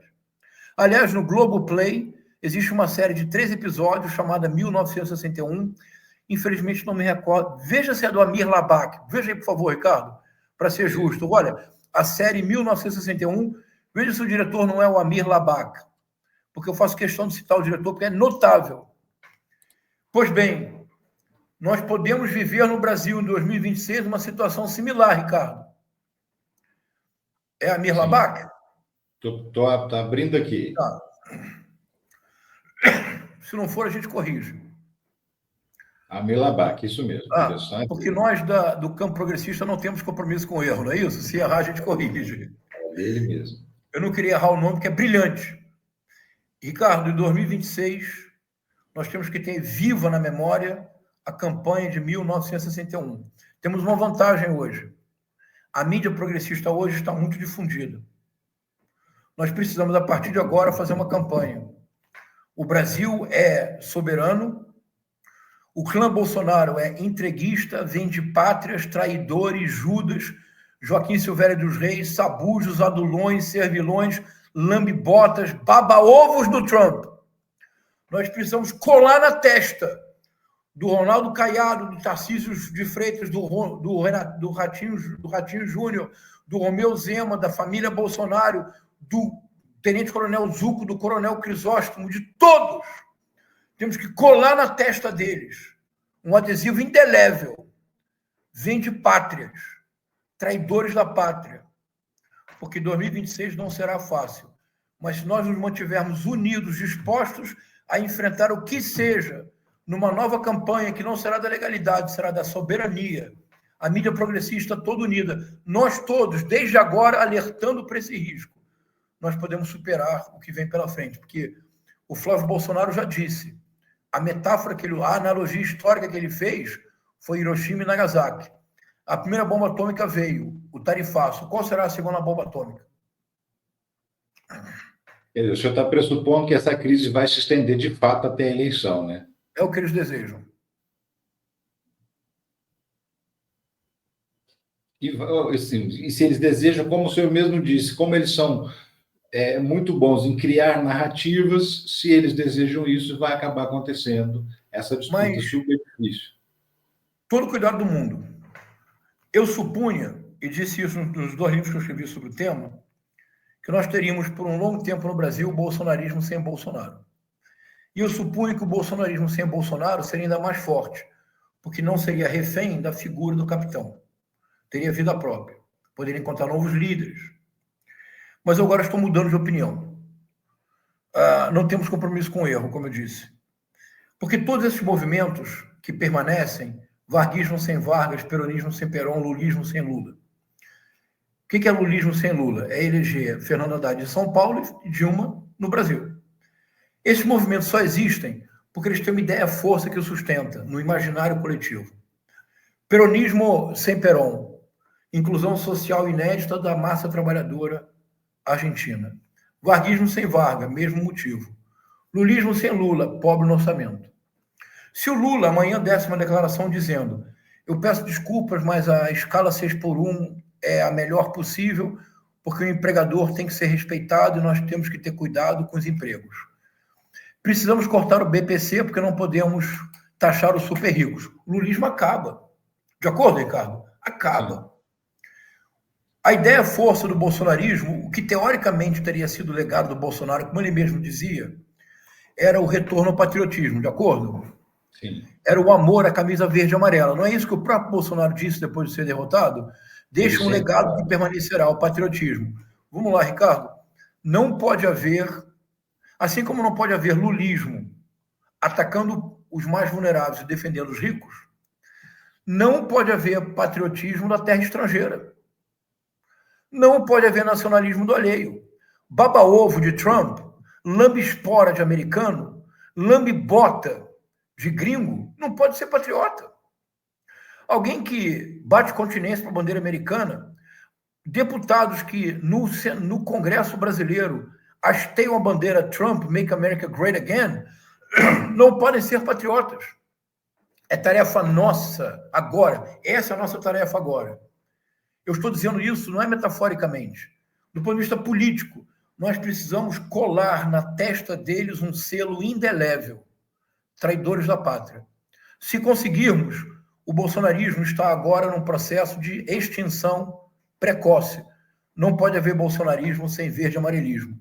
Não pode haver verde e amarelismo submisso a uma pátria estrangeira.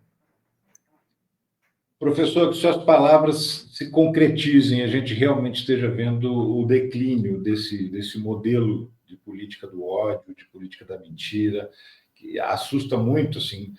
A gente vê muitas vezes um parente nosso, né, uma pessoa da família, uma pessoa querida, que está, parece que hipnotizada. Eu sempre defendo que a gente deve lidar com essas pessoas. É fundamental também separar o manipulado do manipulador e dar tratamentos diferentes para cada um deles, porque senão também nós nunca seremos ouvidos, nós nunca conseguiremos nos aproximar. Qual que é o conselho que o senhor dá para a gente lidar com essas pessoas, pessoas próximas, aquele tio, aquele cunhado, ou aquele colega de trabalho, que também parece hipnotizado, apesar de não ter nenhuma característica, não é rico, não é privilegiado em nada, e mesmo assim, né, ele se diz bolsonarista. Como é que a gente lida com essa pessoa? Ah, que boa pergunta, Ricardo. Eu acho que o que você propôs é fundamental. Eu proponho que nós coloquemos a questão da seguinte forma. Nós temos que separar bolsonaristas de eventuais eleitores de Bolsonaro. Porque, olha, se você colocar no papel, se os eleitores de Bolsonaro, no passado, não votaram no presidente Lula e na presidente Dilma, eles não terão sido eleitos, de acordo? Sim. Matematicamente. Se muitos evangélicos que hoje consideram Lula um demônio, se não tivessem votado no PT no passado, o PT não tinha sido eleito, de acordo? Sim. O que houve? Uma máquina inédita na história do Homo sapiens, um sistema de desinformação como nunca houve, porque utiliza algo que já parte do nosso corpo. Isso aqui, de acordo? Sim. Isso que já parte do nosso corpo, não é? Já imagina você receber mensagem. Por exemplo, eu faço parte, como incógnito, de grupos bolsonaristas do Telegram e do WhatsApp. O momento de maior risco à democracia brasileira não foi o 8 de janeiro de 2023. Foi o 7 de setembro de 2021. Ali, faltou um pouco para que a centelha não explodisse e o golpe não tivesse sido dado. Para que você tenha uma ideia do volume de mensagens que circulava, eu tive que reiniciar o meu iPhone 3 vezes, porque eram tantas milhares de mensagens enviadas o tempo todo que o telefone travou 3 vezes. Mas era assim, 3, 4, 5 mil, 7, 10 mil mensagens por dia. Você vê o caráter vertiginoso desse sistema. Eu, como fiz esse tipo de análise, numa época em que ninguém fazia, lá em 2020, eu levava para o DCM, TV 247, eu levava prints desses grupos. Havia um print que eu levei que dizia assim, olha, perdão, vou sair deste grupo, porque como já participo de 25 outros grupos, não tenho mais tempo. Ricardo, se você participa de 25 grupos de WhatsApp bolsonarista, e se você lê aquelas mensagens, em 2 anos, você passou por um processo severo de lavagem cerebral. Qual é a diferença entre bolsonarista e eleitor de Bolsonaro? Bolsonarista sempre houve neste país. Sempre neste país havia aqueles radicais de direita, não é? Que lamentavam a ditadura, que defendiam Ustra, que defendiam tortura, mas eles eram residuais. Eles não eram ninguém. Eles eram figuras folclóricas que nos nossos almoços de domingo, para manter a harmonia familiar, nós decidimos ignorar, não é isso? Ele começava a falar, porque é tortura, aí nós mudávamos o assunto para o Fla-Flu, por exemplo. Nenhum de nós discutia com essas pessoas, não é isso? Só que elas chegaram ao poder. Como que elas chegaram ao poder? Porque elas trouxeram consigo, não bolsonaristas, mas eleitores de Bolsonaro. Com os eleitores de Bolsonaro, a minha expectativa é que muitas vezes o que nós precisamos é escutá-los. Vou ser bem claro no que eu estou dizendo. Com bolsonarista, olha, eu dialogo com todo mundo, Ricardo, com todo mundo. Se me convidarem para um podcast bolsonarista, eu vou. Vou ser xingado, vão fazer cortes, professor humilhado, professor destruído. A minha esperança é que 1% me escute, já é alguma coisa. Mas com um bolsonarista não há diálogo possível. Porque, veja, se alguém defende que uma pessoa negra é inferior porque é negra, que mulher tem que ganhar menos que homem porque é mulher, e que Carlos Alberto Brilhante Ustra é um herói, não tem diálogo. Eu me levanto e vou embora. Não tem diálogo possível. Mas eleitor de Bolsonaro não é necessariamente bolsonarista. Do universo de 58 milhões de pessoas, qual é o universo que eu creio que sejam bolsonaristas de fato? 15%, no máximo 20%. Por que eu estou dizendo isso? No auge da pandemia, quando o Bolsonaro teve os piores índices de aprovação, ficou entre 15% e 20%, você lembra? Sim. No pior. Então, vamos colocar 20%, para não dizerem que nós somos esquerdopatas? Vamos dizer que ele obteve não 58, mas 60 milhões de votos? 20% são 12 milhões de votos. Mas vamos jogar para cima? Vamos jogar para cima. Vamos dizer que foram 15 milhões de bolsonaristas. Sobram 45 milhões de brasileiros e brasileiras com as quais precisamos conversar. Melhor maneira de fazê-lo: não apontar o dedo, não acusá-los, escutar. Vamos tentar entender. Por que eles apoiaram Bolsonaro? A minha intuição é que, na maior parte das vezes, são pessoas que nunca viveram a democracia enquanto acesso a direitos. São pessoas que sistematicamente foram desprezadas pelo sistema. Por que há tantos evangélicos e evangélicas que apoiam Bolsonaro? A lavagem cerebral, etc, etc. Mas a maior parte dos evangélicos, das evangélicas deste país, são pessoas nas classes mais vulneráveis, não são, Ricardo? Sim, sim. Qual é o único lugar do país Brasil em que elas encontraram comunidade, pertencimento, acolhimento, carinho, afeto? Nos templos evangélicos, não é? Sim. Pode ser o templo do Marco Feliciano, aquele que pede cartão de crédito com senha, porque sem senha não vai para o paraíso. Aquele que coloca dentes de ouro com o nosso dinheiro. Mas se você entra na igreja do Marcos Feliciano, ele sabe o seu nome, ele fala: ô irmão, ô amado irmão Ricardo, que bom que você veio. E você, depois de ingressar nessa comunidade, passar 1, 2 anos nessa igreja, você é uma família.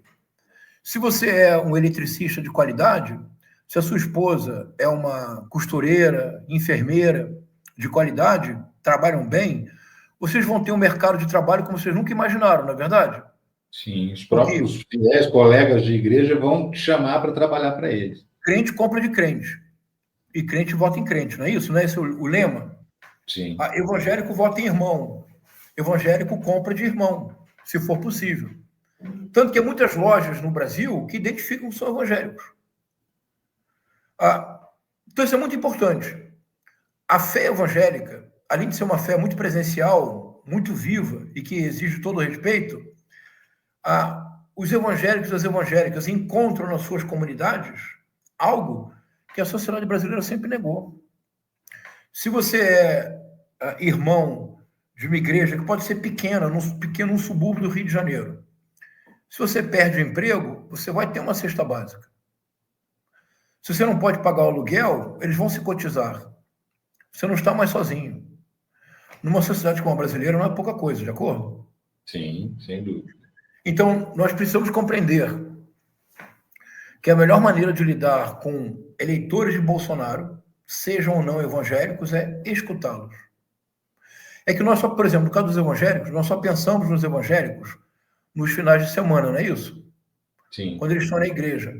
Mas e o evangélico da segunda a sexta-feira? Ele pega o mesmo ônibus apertado que você pega, não pega?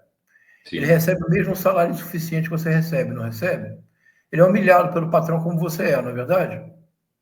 Entre você e ele tem muito mais pontos em comum do que pontos divergentes. Pense no evangélico e na evangélica de segunda a sexta-feira. Ele é o mesmo brasileiro e a mesma brasileira que nunca viveram a democracia enquanto acesso a direitos.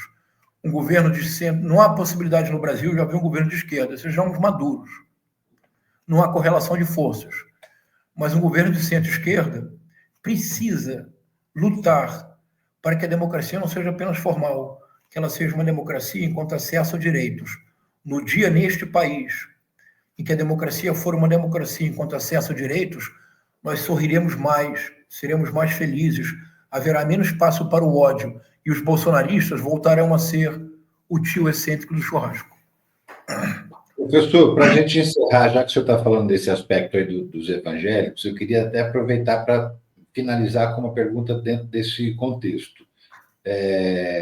Como é que a gente faz? A gente oferece esse mesmo acolhimento que o evangélico oferece? A gente tem como disputar esse acolhimento, já que eles formam uma comunidade, ou a gente precisa convencê-los de que esse tipo de acolhimento ele é interesseiro? Mostrar para eles que existe um outro caminho. Como é que a gente faz? Vamos lá. Em primeiro lugar, ter imenso respeito pela fé alheia. Porque quando nós falamos de extrema-direita, nós falamos apenas dos evangélicos.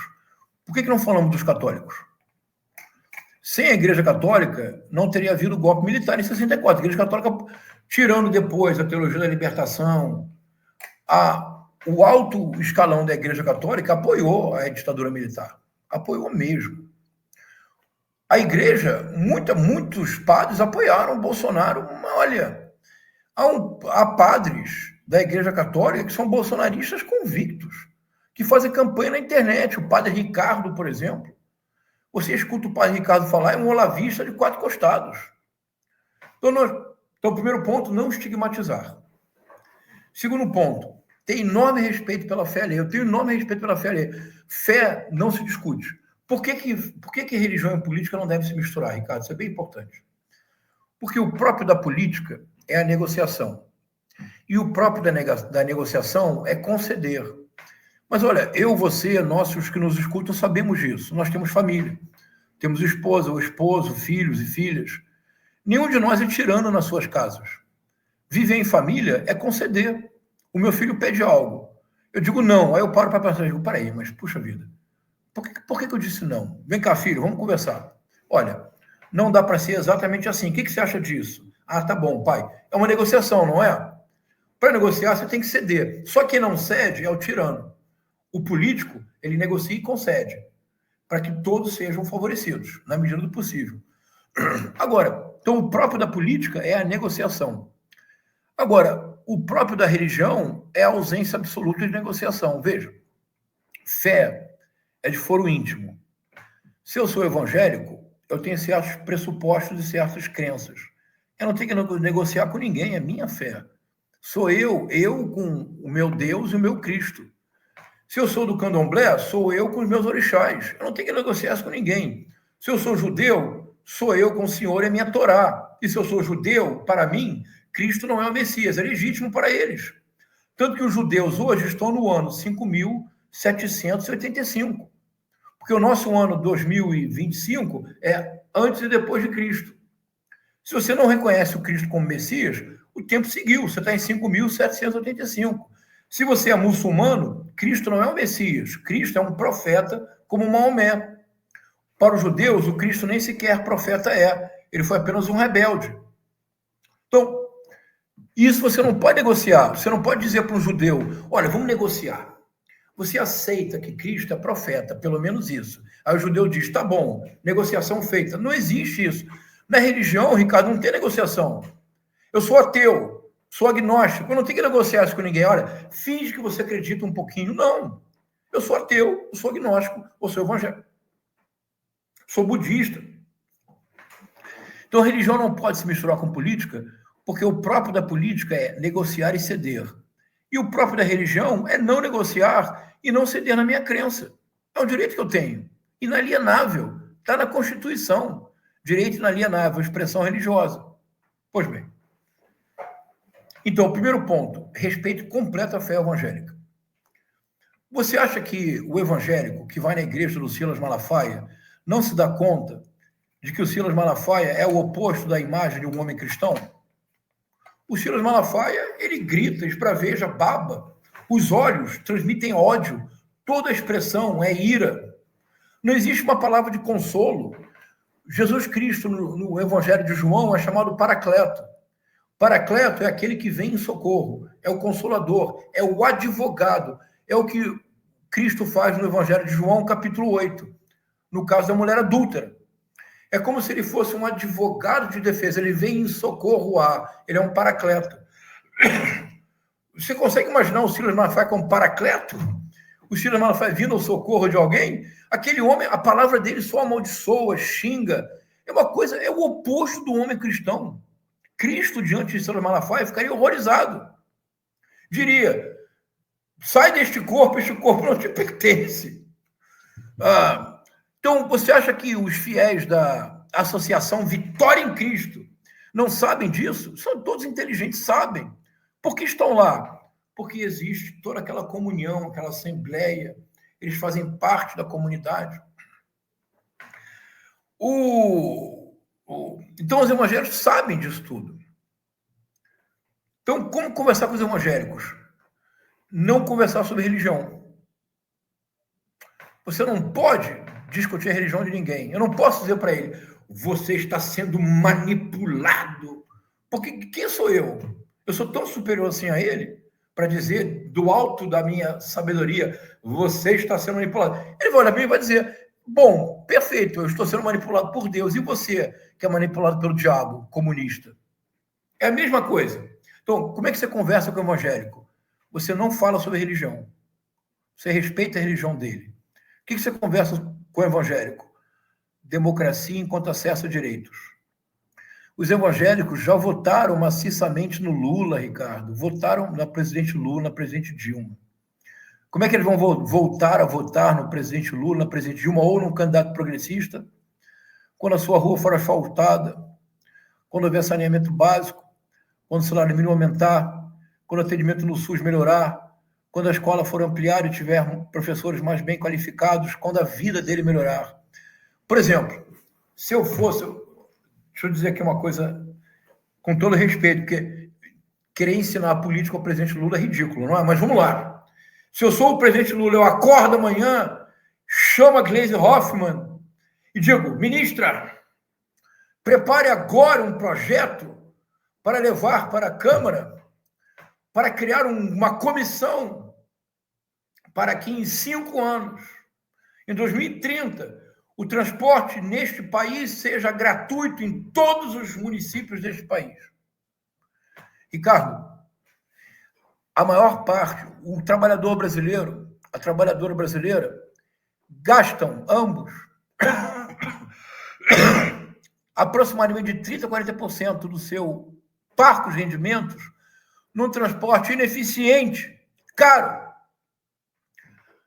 Se o governo diz, vou lutar para que o transporte público seja gratuito no país inteiro, seria a maior política de redistribuição de renda da América Latina, da história da América Latina.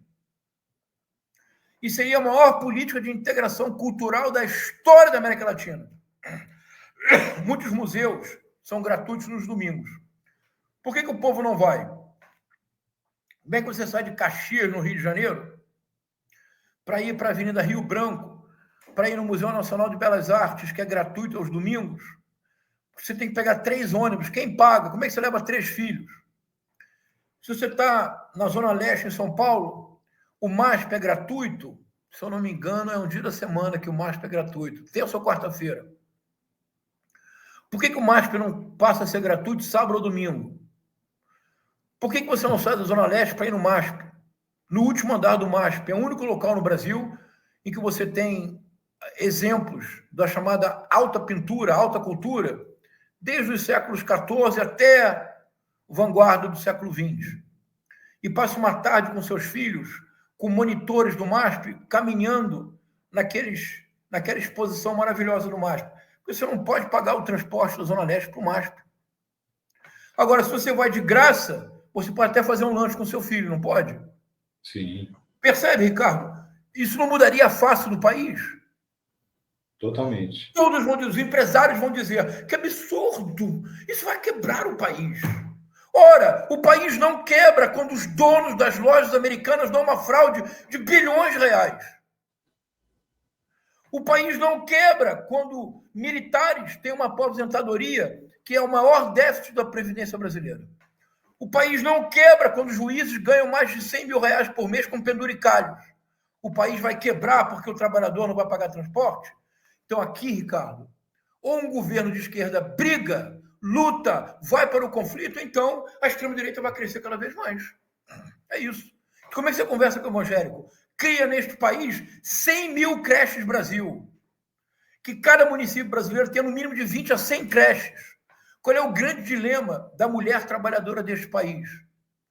Muitas vezes, arrimo de família, mãe solo, com quem deixa o filho? Não tem com quem deixar.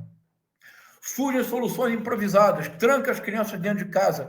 Uma mãe da vizinhança vira uma creche informal. E se o governo decidisse investir toda a sua força, todo o seu desejo em criar creches em todo o país, quantas mães evangélicas não deixarão seus filhos? Irão para o trabalho sem aquele peso nas costas, aliviadas. É isso. Quer conversar com os evangélicos? Não fale de religião. Porque a religião alheia não se discute, se respeita. Quer conversar com os evangélicos e as evangélicas? Amplie a democracia enquanto acessa direitos. E esse país muda. Ou seja, a grande solução é ser, de fato, um governo de esquerda. De esquerda não é possível no Brasil. Vamos lá, não é possível no Brasil um governo de esquerda. Não há correlação de... Não é possível. Mas um governo de centro-esquerda, meu Deus do céu, esse sim pode ser feito. Maravilha. Professor João César, que honra, que prazer, adorei demais o papo. Foi assim, como sempre, falar com o senhor é uma aula. Eu acompanho outras entrevistas suas e, felizmente, pude trazer aqui para o canal essa aula que o senhor traz para a gente. Muito obrigado por ter aceitado. Obrigado. Mas olha, Ricardo, não é aula não, é só conversa. Troca de ideias. Muito obrigado pelo espaço, foi uma alegria. Olha, peça aí para os seus seguidores me seguirem no Instagram. Eu criei desde janeiro, que eu nunca tinha feito, um projeto bacana no Instagram. Tem lives literárias, tem uma série de atividades bem bacanas, os vídeos estão sendo bem cuidados. Pede para eles me seguirem no Instagram para aumentar ali o meu alcance, tá bom? Isso é uma coisa importante que o senhor tocou. Vamos lá. Porque é o seguinte, o senhor, além de tudo, se transformou num influenciador também, né? O senhor tem uma base grande, está crescendo. Está crescendo. Esses dias você estava comemorando aí 90 mil seguidores do Instagram, né? Então, assim, o senhor está levando o seu conhecimento para a arena, de fato, onde o debate acontece, que é a rede social. Esse é o objetivo. Esse é meu objetivo. Eu, na verdade, não fazia isso, não. Quando eu fui procurar em janeiro por uma pessoa muito bacana, muito comprometida, um jovem advogado chamado Eduardo Meirelles, ele falou assim para mim, literalmente, Ricardo, ele falou assim, professor, eu sigo o senhor, mas eu posso ser honesto com o senhor? Eu falei, claro. Ele disse, as suas redes sociais são um lixo. Eu falei, como assim? Ele disse, os seus vídeos são muito precários, o som, a imagem, tudo é ruim, professor. O conteúdo eu adoro, mas o senhor não vai chegar a lugar nenhum com essas redes sociais. Eu falei, mas eu não sei o que fazer. Eu falei, eu posso fazer para o senhor? Eu falei, por favor, desde janeiro ele me ajuda. Então, minhas redes sociais agora estão mais bonitinhas, estão mais certinhas, e eu estou aumentando o alcance. O objetivo, Ricardo, eu estou muito preocupado com 2026. E é muito importante que nós tenhamos conversas como estas mais vezes, o tempo todo, porque eu tenho uma enorme crença de que se nós formos claros e pudermos falar de literatura, então no meu Instagram tem lives só literárias. Eu tenho um curso permanente de formação literária gratuito. Toda sexta-feira eu abro uma live e a gente fala só de literatura. Eu tenho enorme confiança no povo brasileiro, mas nós precisamos chegar até as pessoas. É o que eu tenho tentado. Maravilha. Tem tido sucesso, porque eu tenho visto o senhor cada vez mais por aí, viu? Então, @ João César Castro Rocha, o César com Z, não vai se esquecer, está aí embaixo do nome do professor. Sigam, conheçam mais esse trabalho. O professor além de ser uma simpatia, é um gênio não, imagina. Contemporâneo. Um cara que entende tudo e mais um pouco sobre os processos políticos que a gente está passando agora. Professor, muito obrigado mais uma vez. Obrigado, Ricardo. Um abraço. Um abraço para você que acompanha o canal sempre. Saiba que daqui a pouco a gente vai trazer mais alguém desse nível, que bate um papo com a gente fantástico, que tem o que dizer, tem o que acrescentar para a política brasileira, para a justiça brasileira, para a economia brasileira e para a sua compreensão.